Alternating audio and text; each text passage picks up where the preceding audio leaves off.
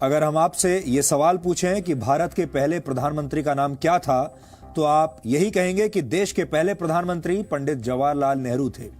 भारत के छोटे से छोटे स्कूल और बड़ी से बड़ी यूनिवर्सिटी के छात्र यही जवाब देंगे, क्योंकि बचपन से ही भारत में स्कूल की किताबों में यही इतिहास पढ़ाया गया है। आपकी कोई गलती नहीं है, लेकिन यह बात पूरी तरह सच नहीं है। सच यह है कि पंडित जवाहरलाल नेहरू से भी पहले भारत की पहली आजाद सरकार के पहले प्रधानमंत्री नेताजी सुभाष चंद्र बोस थे। शायद आपको इस बात पर यकीन नहीं होगा, लेकिन इसमें आपकी कोई गलती नहीं है। आजाद भारत में सरकारों ने कुछ खास किस्म के इतिहासकारों को ही मान्यता दी और इन इतिहासकारों ने भारत के इतिहास से जुड़ी बहुत सारी महत्वपूर्ण घटनाओं को आपसे छुपा लिया। नेताजी सुभाष चंद्र बोस भारत की पहली आजाद सरकार के प्रधानमंत्री, विदेश मंत्री और रक्षा मंत्री थे, लेकिन यह बात कभी भी आपको बताई नहीं गई, ना ही आपको पढ़ाई गई। भारत सरकार ने आज एक बहुत बड़ा फैसला लिया है। इसी महीने 21 अक्टूबर को भारत की पहली आजाद सरकार की 75वीं वर्षगांठ मनाई जाएगी। इस सरकार को आजाद हिंद सरकार कहा जाता है। यह सरकार 21 अक्टूबर 1943 को बनी थी और इसका अर्थ यह हुआ कि भारत की मौजूदा सरकार ने सुभाष चंद्र बोस द्वारा स्थापित आजाद हिंद सरकार को मान्यता दे दी है। इस मौके पर प्रधानमंत्री नरेंद्र मोदी लाल किले का दौरा करेंगे और वहां आजाद हिंद फौज संग्रहालय का उद्घाटन करेंगे। इसके अलावा इसी वर्ष 30 दिसंबर को प्रधानमंत्री मोदी अंडमान निकोबार जाएंगे, क्योंकि करीब 75 वर्ष पहले 30 दिसंबर 1943 को ही अंडमान निकोबार में पहली बार सुभाष चंद्र बोस ने तिरंगा फहराया था। यह तिरंगा आजाद हिंद फौज का था और यह भारतीय जमीन पर आजादी की पहली निशानी थी। मौजूदा सरकार ऐसा क्यों कर रही है, इसके पीछे की राजनीति क्या है, यह सब कुछ तो आपने दिन भर न्यूज चैनलों पर होने वाली डिबेट्स में सुन लिया होगा। लेकिन कोई यह बात नहीं कर रहा कि नेताजी सुभाष चंद्र बोस के योगदान को हमारे देश में कमतर क्यों माना गया। आजाद हिंद फौज और आजाद हिंद सरकार जैसी उपलब्धियों को किनारे क्यों लगा दिया गया। ये सवाल आज गहरे विश्लेषण की मांग कर रहे हैं।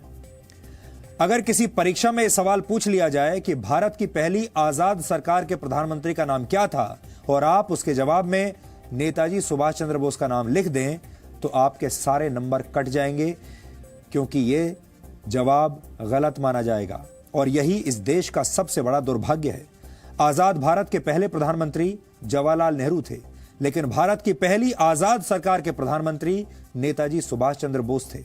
यह फर्क आपको हमेशा याद रखना चाहिए और सुभाष चंद्र बोस को हमेशा उनके हिस्से का सम्मान देना चाहिए, यह मिलना ही चाहिए।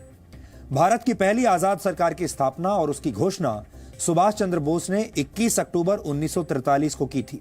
इस घोषणा के तुरंत बाद 23 अक्टूबर 1943 को आजाद हिंद सरकार दूसरे विश्व युद्ध के मैदान में उतर गई थी। आजाद हिंद सरकार के प्रधानमंत्री नेताजी सुभाष चंद्र बोस ने ब्रिटेन और अमेरिका के खिलाफ युद्ध का ऐलान कर दिया था। उस वक्त 9 देशों की सरकारों ने सुभाष चंद्र बोस की सरकार को अपनी मान्यता दी थी। जापान ने 30 अक्टूबर 1943 को आजाद हिंद सरकार को मान्यता दी। उसके बाद जर्मनी, फिलीपींस, थाईलैंड, मंचूरिया और क्रोएशिया ने भी आजाद हिंद सरकार को अपनी मान्यता दे दी। आजाद हिंद सरकार ने जापान सरकार के साथ मिलकर म्यांमार के रास्ते पूर्वोत्तर भारत में प्रवेश करने की योजना बनाई थी। सुभाष चंद्र बोस ने बर्मा की राजधानी रंगून को अपना हेडक्वार्टर बनाया और तब वहां जापान का कब्जा हुआ करता था। 18 मार्च 1944 को सुभाष चंद्र बोस की आजाद हिंद फौज ने भारत की धरती पर कदम रखा था और उस जगह को अब नागालैंड की राजधानी कोहिमा के नाम से जाना जाता है। आजाद हिंद फौज के शौर्य में कोई कमी नहीं थी, लेकिन 2 प्रमुख वजहों से सुभाष चंद्र बोस की आजाद हिंद फौज कोहिमा से आगे नहीं बढ़ पाई। पहली वजह यह थी कि यह युद्ध जंगलों में लड़ा जा रहा था और तब जुलाई का महीना था और भारी बारिश की वजह से सेना का आगे बढ़ना मुश्किल था। और दूसरी बड़ी वजह यह थी कि आजाद हिंद फौज के पास एयर सपोर्ट नहीं था। ब्रिटिश सेना के पास लड़ाकू विमान थे, जिनके सामने आजाद हिंद फौज के सैनिक मजबूर हो गए। अगस्त 1945 में जापान के हिरोशिमा और नागासाकी में अमेरिका ने परमाणु बम से हमला कर दिया, जिसके बाद जापान ने सरेंडर कर दिया और यह सुभाष चंद्र बोस के लिए एक बहुत बड़ा झटका था। अमेरिका और ब्रिटेन ने दूसरा विश्व युद्ध जीत लिया, लेकिन नेताजी सुभाष चंद्र बोस ने हिम्मत तब भी नहीं हारी। नेताजी आजादी के नए मिशन पर निकले थे, लेकिन यह कहा जाता है कि 18 अगस्त 1945 को ताइवान में हुए एक विमान हादसे में उनकी मृत्यु हो गई। हालांकि उनकी मृत्यु आज भी एक रहस्य है। भारत की पहली आजाद सरकार के पहले प्रधानमंत्री नेताजी सुभाष चंद्र बोस इस घटना के बाद इतिहास के पन्नों में कहीं खो गए। यहां आजाद हिंद सरकार के बारे में भी आपको कुछ बातें जरूर जाननी चाहिए।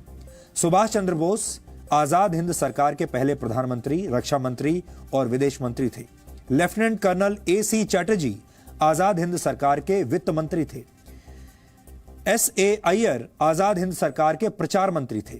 रास बिहारी बोस को आजाद हिंद सरकार का सलाहकार बनाया गया था और इस सरकार की स्थापना करते वक्त नेताजी सुभाष चंद्र बोस ने यह शपथ ली थी कि ईश्वर के नाम पर मैं ये पवित्र शपथ लेता हूं कि भारत और उसके 38 करोड़ लोगों को आजाद करवाऊंगा। ये उनकी शपथ थी। आजाद हिंद सरकार ने यह तय किया था कि तिरंगा झंडा भारत का राष्ट्रीय ध्वज होगा। विश्व प्रसिद्ध साहित्यकार रविंद्रनाथ टैगोर का जन गण मन भारत का राष्ट्रगान होगा और लोग एक दूसरे से अभिवादन के लिए जय हिंद का प्रयोग करेंगे। नेताजी सुभाष चंद्र बोस की कथित मृत्यु के बाद भी ब्रिटेन और अमेरिका की खुफिया एजेंसियां पूरी दुनिया में उनकी तलाश करती रहीं। यह वो दौर था जब अहिंसा के पुजारियों पर लाठियां बरसाना अंग्रेजों का बहुत प्रिय शौक था, लेकिन सुभाष चंद्र बोस ने खून का बदला खून से लेने की नीति पर काम किया। यह सुभाष चंद्र बोस द्वारा छेड़ा गया रक्त रंजित संग्राम था, जिसमें अंग्रेजों की सेना के 45,000 से ज्यादा सैनिकों की मौत हुई थी। बर्मा की जंग में अंग्रेजों की सेना सुभाष चंद्र बोस के चक्रव्यूह में इस तरह फंसी कि ब्रिटिश सेना के 10,000 से ज्यादा सैनिक बीमारियों का शिकार हो गए थे।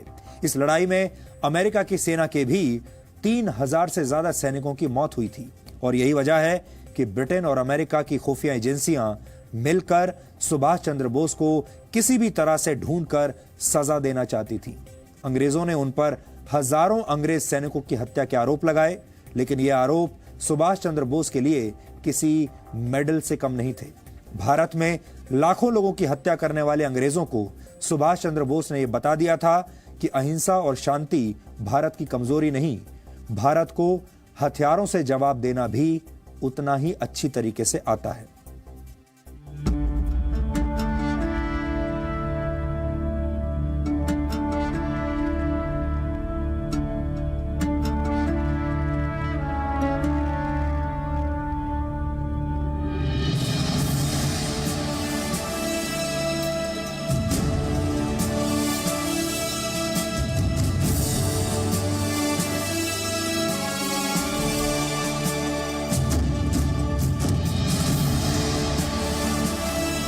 पहली बार तिरंगा एक आजाद सरकार के तौर पर नेताजी सुभाष ने 30 दिसंबर 1943 को इसी जगह पर फहराया था।